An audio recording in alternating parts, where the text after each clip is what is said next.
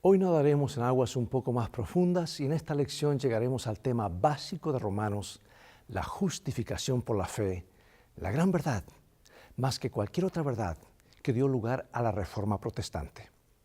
Y a pesar de todas las afirmaciones, en lo contrario, Roma no ha cambiado de los días de Lutero hasta nuestros días en esta creencia hasta ahora. Así como no lo hizo en el 1520, cuando el Papa León emitió una bula papal condenando a Lutero y sus enseñanzas, Roma no ha cambiado. Lutero quemó una copia de la bula porque si había una enseñanza que nunca podría hacer concesiones, era y es la justificación por la fe. La frase en sí es una figura basada en la ley, porque el transgresor de la ley se presenta ante un juez y es condenado a muerte por sus transgresiones.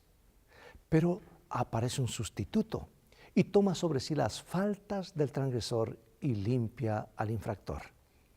Y al aceptar el sustituto, el culpable ahora se encuentra ante el juez, no solo libre de su culpabilidad, sino que también se considera que nunca cometió las faltas por las que fue llevado ante los tribunales. Y eso es porque el sustituto, que tiene un historial perfecto, le ofrece al transgresor perdonado su propio cumplimiento de la ley. Una transacción increíble, perfecta, que tristemente muchos piensan que es demasiado buena para ser verdad. En un momento más regresaré.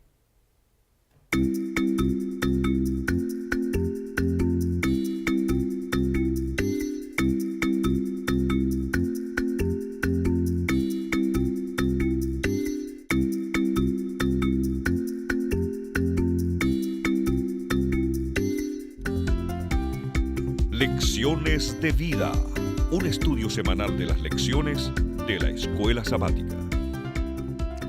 Comenzaremos con la porción bíblica central de hoy que está en Romanos 3:28 y dice: concluimos pues que el hombre es justificado por la fe sin las obras de la ley.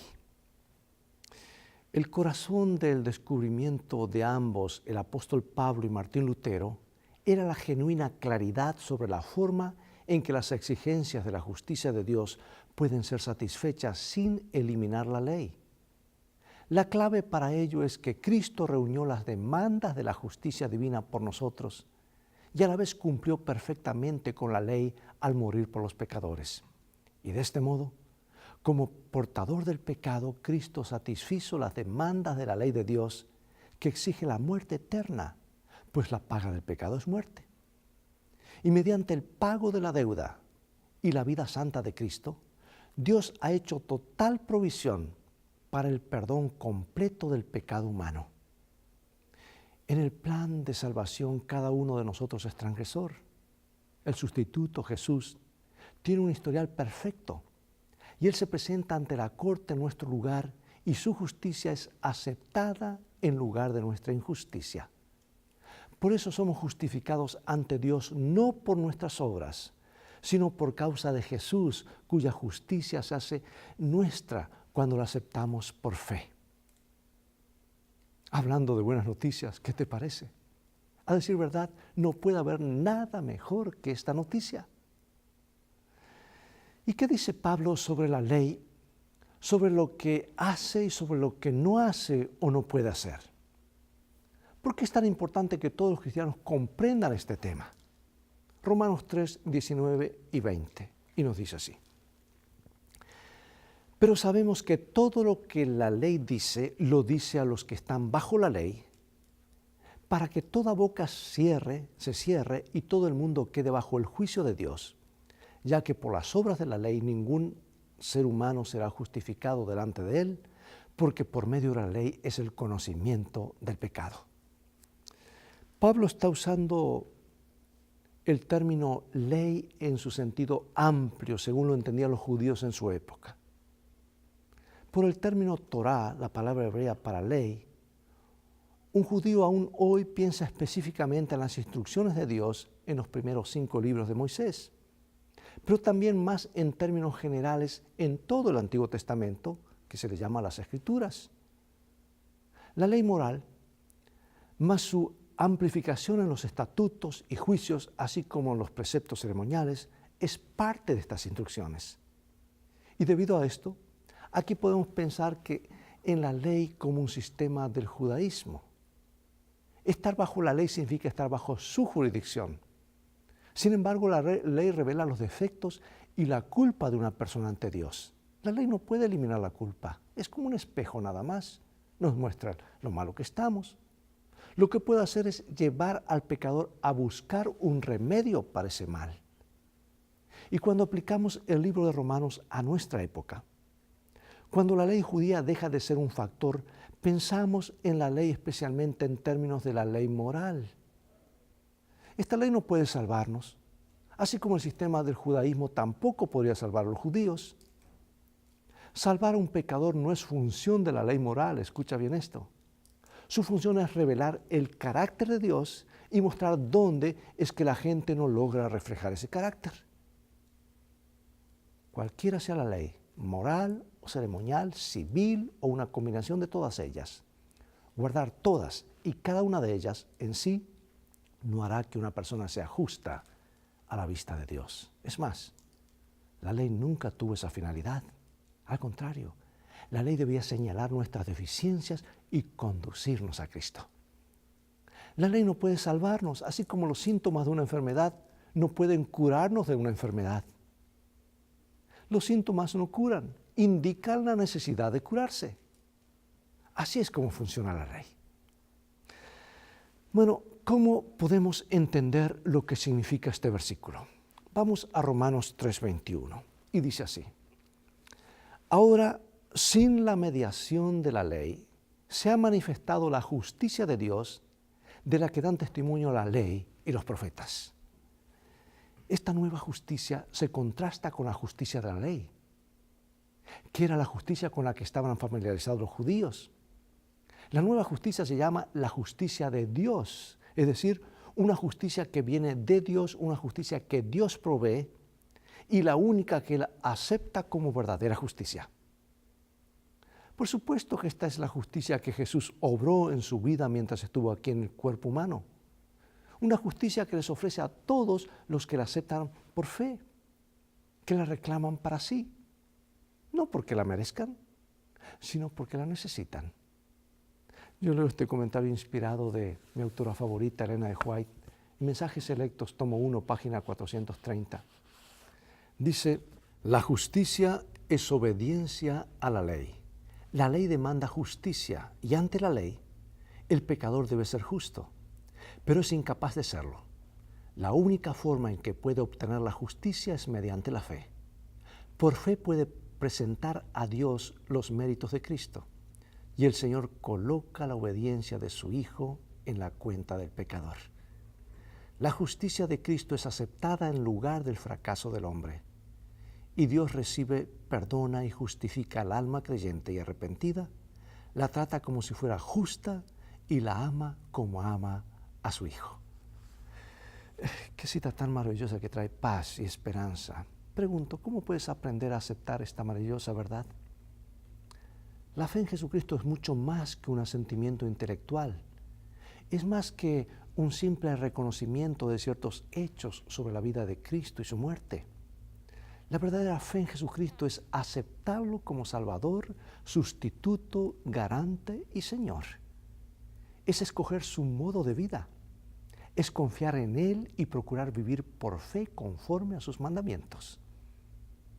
El papel de la ley en conducir a la justificación es esencial, sumamente esencial, vital.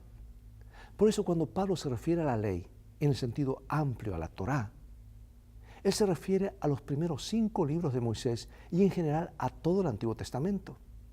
Sin embargo, muy a menudo tiene en cuenta la ley moral y su amplificación bíblica en los estatutos, decretos y preceptos ceremoniales. O sea que estar bajo la ley significa estar bajo la jurisdicción de la ley que define el pecado y genera la culpa ante Dios.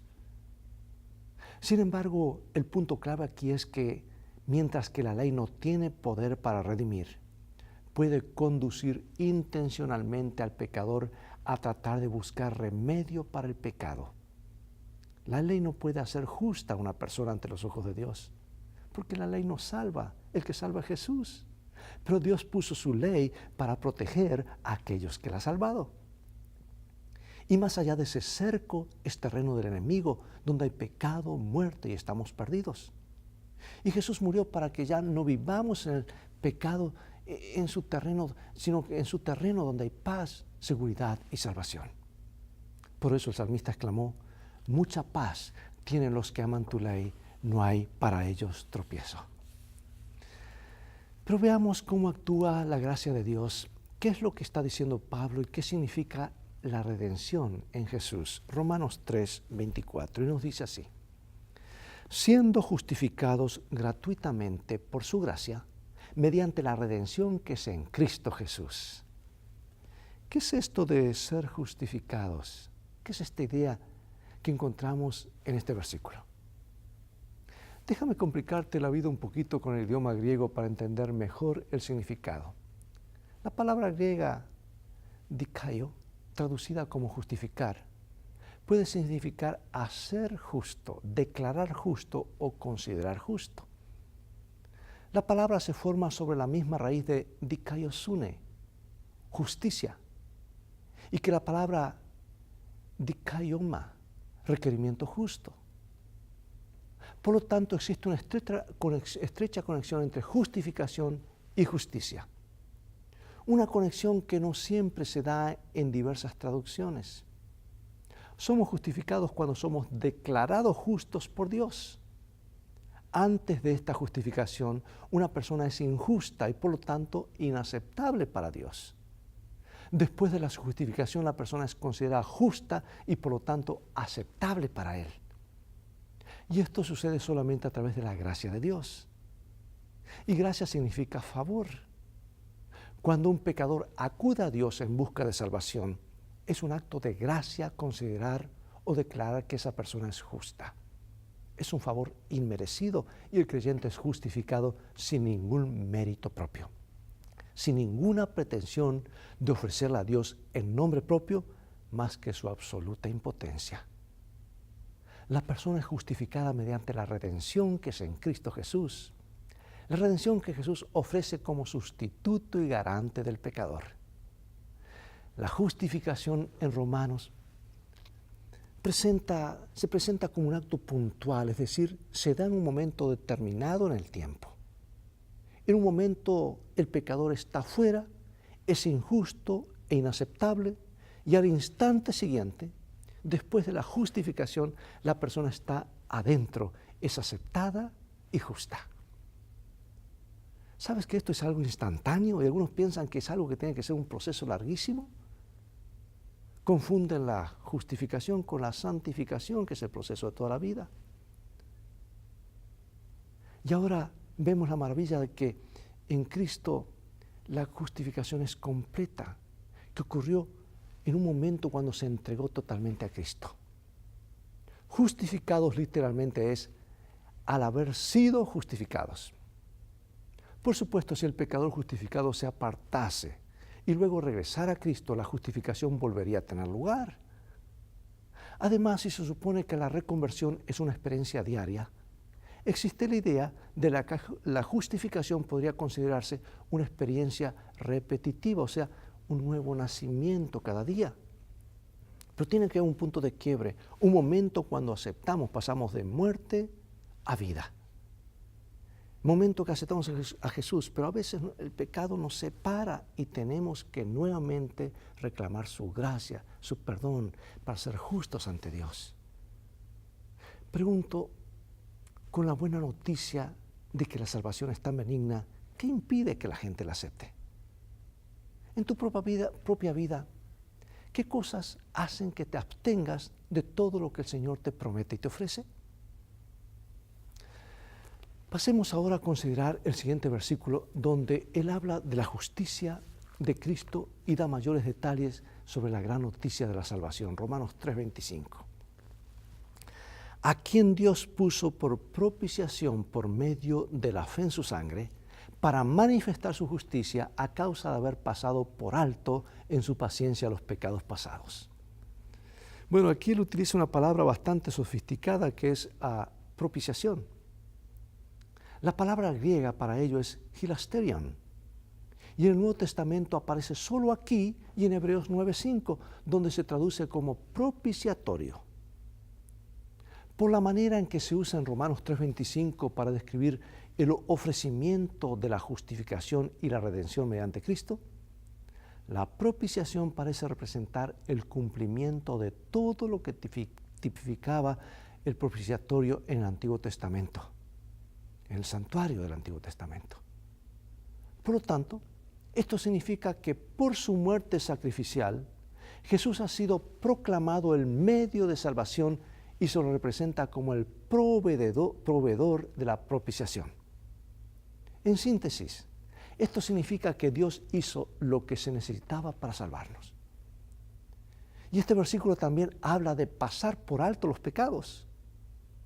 Son nuestros pecados los que nos hacen inaceptables ante Dios. No podemos hacer nada por nosotros mismos para eliminar nuestros pecados, pero en el plan de redención Dios ha provisto un camino para que estos pecados sean remitidos mediante la fe en la sangre de Cristo. Pero también habla de pasar por alto. Esto de ningún modo es ignorar los pecados o hacerlos a un lado porque así nomás, o ignorarlos. Dios puede pasar por alto los pecados del pasado porque Cristo ha pagado el castigo por los pecados de todos mediante su muerte. Por lo tanto, cualquiera que tenga fe en su sangre puede librarse de sus pecados porque Cristo ya murió por él. Leo ahora Romanos 3, 26 y 27 y nos dice así: con la mira de manifestar en este tiempo su justicia, a fin de que Él sea justo y el que justifica al que es de la fe de Jesús. ¿Dónde pues está la jactancia? Queda excluida. ¿Por cuál ley? ¿Por la de las obras? No, sino por la ley de la fe. Bueno, la buena noticia es que ahora Pablo estaba ansioso de compartir con todos los que escucharan que era de Dios, su justicia, o sea, la justicia de Dios, que ahora estaba disponible para toda la humanidad y que la recibimos no por las obras ni por mérito propio, sino por la fe en Jesús y lo que Él ha hecho por nosotros. Y Él lo repite vez tras vez y nosotros necesitamos repetir esto porque para que una verdad sea grabada necesita ser repetida 21 a 22 veces para que nuestra mente lo capte que eso es la verdad. A causa de la cruz del Calvario, Dios puede declarar justos a los pecadores y seguir siendo justo a la vista del universo. Satanás no puede señalar a Dios con ningún dedo acusador, porque el cielo ha hecho el sacrificio supremo. Satanás había acusado a Dios de pedirle a la raza humana más de lo que estaba dispuesto a dar. Pero la cruz refuta esta afirmación. Es probable que Satanás esperara que Dios destruyera al mundo después de haber pecado. Pero en vez de eso, Dios envió a Jesús para salvarlo. ¿Qué nos dice esto sobre el carácter de Dios? ¿Cómo debiera impactar en nuestro modo de vida el hecho de conocer su carácter? Vayamos ahora a un versículo que a veces es mal interpretado y quitado del contexto en el mundo protestante, que lo leímos al comienzo del programa, Romanos 3:28. Dice, concluimos pues que el hombre es justificado por la fe sin las obras de la ley. Pregunto, ¿significa esto que no estamos obligados a obedecer la ley aunque la ley no nos salve? En el contexto histórico, en Romanos 3:28, Pablo habla de la ley en el sentido amplio del sistema del judaísmo. Sin importar cuánto se esmerara un judío para intentar vivir bajo este sistema, este no podía ser justificado si no aceptaba a Jesús como el Mesías. O sea, la conclusión de Romanos 3:28 que Pablo hace es de que la ley de la fe excluye la jactancia. Si un hombre es justificado por sus propias acciones, puede jactarse de ello. Pero cuando es justificado porque Jesús es el objeto de su fe, entonces el crédito indudablemente pertenece a Dios, que justificó al pecador. Elena de White da una interesante respuesta a la pregunta, ¿qué es la justificación por la fe? Ella escribió, es la obra de Dios que abate en el polvo la gloria del hombre y hace por el hombre lo que éste no puede hacer por sí mismo. Qué hermoso pensamiento, qué hermosa frase. Las obras de la ley no pueden expiar los pecados pasados. No se puede ganar la justificación. Solo se puede recibir mediante la fe en el sacrificio expiatorio de Cristo. Por lo tanto, en este sentido, las obras de la ley no tienen nada que ver con la justificación. Ser justificado sin obras significa ser justificado sin que haya algo en nosotros para merecer la justificación. Pero muchos cristianos han malinterpretado este versículo y lo han aplicado erróneamente. Dicen que todo lo que hay que hacer es creer, mientras minimizan las obras y la obediencia, incluso la obediencia a la ley moral. Y al hacer esto, malentienden a Pablo. Y en el libro de Romanos y en otros lugares, Pablo le da mucha importancia al hecho de guardar la ley moral. Jesús sin duda la guardó, al igual que Santiago y Juan. El argumento de Pablo es que, aunque la obediencia a la ley no es el medio para la justificación, la persona que es justificada por la fe sigue guardando la ley de Dios. Y de hecho, es la única que puede guardar la ley. Una persona no regenerada, que no ha sido justificada, nunca puede cumplir con los requisitos de la ley. Pregunto, ¿por qué es tan fácil quedar atrapado en la trampa de pensar que, porque la ley no nos salva, no tenemos que preocuparnos por guardarla? ¿Por qué es una postura muy peligrosa? Y ahora, para concluir, quiero leer 2 citas de Ellen White y una de Martín Lutero, para luego cerrar con algunas preguntas de reflexión. Y dice ella así: aunque la ley no puede remitir el castigo del pecado, sino cargar al pecador con toda su deuda, Cristo ha prometido perdón abundante a todos los que se arrepienten y creen en su misericordia. El amor de Dios se extiende en abundancia hacia el alma arrepentida y creyente. El sello del pecado en el alma puede ser raído solamente por la sangre del sacrificio expiatorio de aquel que era igual al Padre. La obra de Cristo, su vida, humillación, muerte e intercesión por el hombre perdido, magnifican la ley y la hacen honorable. Otra cita más. El carácter de Cristo toma el lugar del tuyo y eres aceptado delante de Dios como si jamás hubieses pecado. Esto está en el camino a Cristo.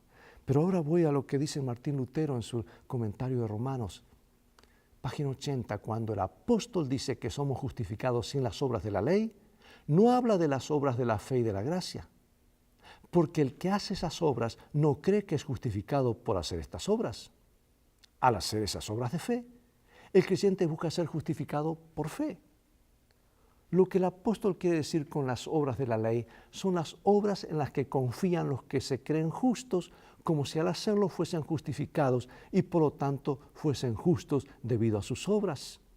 En otras palabras, si bien hacen lo bueno, no buscan la justicia, sino que simplemente quieren jactarse de que ya han obtenido la justicia mediante sus obras. Y Lutero estaba en lo correcto, tenía la teología correcta. ¿Por qué lo que dijo Lutero es un tema tan crucial para que lo entendamos incluso nosotros hoy? ¿Por qué lo que dice Pablo es tan crucial para nosotros? ¿No valdría la pena dedicar más tiempo a profundizar en este tema, de cuya comprensión depende nuestro destino? Un tema que fue oscurecido por el enemigo en la Edad Media y que llevó al mundo a la ignorancia y tinieblas espirituales, pero que hoy debe brillar en todo su esplendor en el corazón de cada creyente. Amigo y amiga, la palabra de Dios habla que muy pronto, y esto es una profecía que se ha de cumplir, la tierra ha de ser iluminada con la gloria de Dios. Apocalipsis 18. Un ángel iluminó la tierra y ese ángel representa no otra cosa sino un pueblo que refleja el carácter de Dios, refleja su justicia. Por eso está esa hermosa frase que trato de parafrasearla de Ellen White, que dice: cuando el carácter de Dios sea perfectamente reproducido por su pueblo, vendrá Él entonces a buscarlos como suyos. Dios nos ayude a reflejar su carácter, porque esa gloria que ilumina al mundo no es otra cosa sino la justicia de Cristo reflejada en sus seguidores. Yo lo necesito, todos lo necesitamos. Dios tendrá un pueblo tal. ¿Y sabes cómo identifica ese pueblo? Aquellos que tienen la fe de Jesús, que han aceptado la justificación por la fe, porque dice, aquí está la paciencia de los santos. Los que guardan los mandamientos de Dios y tienen la fe de Jesús. ¿Creen en Jesús? ¿Le aman? Le aman tanto que son capaces de obedecerle. Dios tendrá un pueblo, no te engañes. Hoy hay miles que dicen ser el pueblo de Dios, pero Dios reconoce a aquellos que tienen grabado en sus mentes y en su corazón sus sagrados principios, que no vivirán en discordancia, no vivirán en infracción de la ley, sino que habrán sido perdonados y justificados por Jesús, aceptado el regalo de la salvación y ahora se gozan en vivir una vida de obediencia. Ellos estarán para siempre en el reino de los cielos. Isaías los vio en la tierra renovada. Ese es tu destino y ese es mi destino, amigo y amiga. Dios nos ayude. Acompáñame en oración y que esta semana sea una semana de muchas bendiciones, que podamos vivir y tener la seguridad de ser justificados por Jesús. Padre Celestial, gracias por este mensaje que es el corazón mismo de tu palabra, el Evangelio tal como está en Jesús. Queremos aceptarlo, queremos practicarlo y vivirlo, para invitar a otros también que están totalmente perdidos, que acepten el único medio de ser salvos, la sangre de Jesús aceptada por fe. Bendícenos. Sabemos que lo harás y ayúdanos a hacer de tu palabra nuestra guía cada día y estar afirmados nuestros pies en la teología correcta y en la enseñanza de nuestro Señor Jesucristo. Sabemos que lo harás porque lo pedimos en el nombre de Jesús. Amén. Amigos, los actos de obediencia no tienen poder para justificar, pero tienen efectos positivos de reivindicar la autenticidad de la fe de una persona y la declaración del perdón de Dios. Bueno, llegó el momento de despedirnos y es todo el tiempo que tenemos por hoy, que ha avanzado muy rápido. Espero que hayas captado la profundidad de este mensaje y te invito a seguir estudiando estos mensajes que titulamos Lecciones de Vida. Invita a otros para que los sintonicen. Y espero que este programa de hoy haya traído un rayo más de luz, de esperanza a tu vida. Dios te bendiga y recuerda, tú eres muy precioso para Jesús. Tú vales mucho para Él. Mira el precio que pagó por ti, indicándote que Él te ama más de lo que puedes imaginar.